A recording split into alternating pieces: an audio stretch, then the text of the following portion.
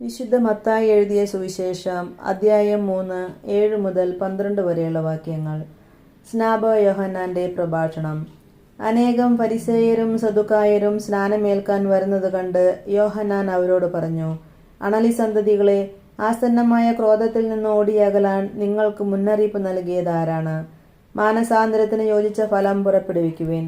ഞങ്ങൾക്ക് പിതാവായി അബ്രഹാമുണ്ട് എന്ന് പറഞ്ഞ് അഭിമാനിക്കേണ്ട.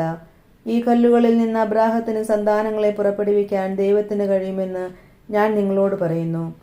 വൃക്ഷങ്ങളുടെ വേരിനെ കോടാലി വെച്ചു കഴിഞ്ഞു. നല്ല ഫലം കായ്ക്കാത്ത വൃക്ഷങ്ങളെല്ലാം വെട്ടി തീയിലെറിയും. മാനസാന്തരത്തിനായി ഞാൻ ജലം കൊണ്ട് നിങ്ങളെ സ്നാനപ്പെടുത്തി. എൻ്റെ പിന്നാലെ വരുന്നവൻ എന്നേക്കാൾ ശക്തൻ. അവൻ്റെ ചെരുപ്പ് വഹിക്കാൻ പോലും ഞാൻ യോഗ്യനല്ല. അവൻ പരിശുദ്ധാത്മാവിനാലും അഗ്നിയാലും നിങ്ങളെ സ്നാനപ്പെടുത്തും. വീശുമുറം അവൻ്റെ കയ്യിലുണ്ട്. അവൻ കളം വെടിപ്പാക്കി ഗോതമ്പ് അറപ്പുരയിൽ ശേഖരിക്കും.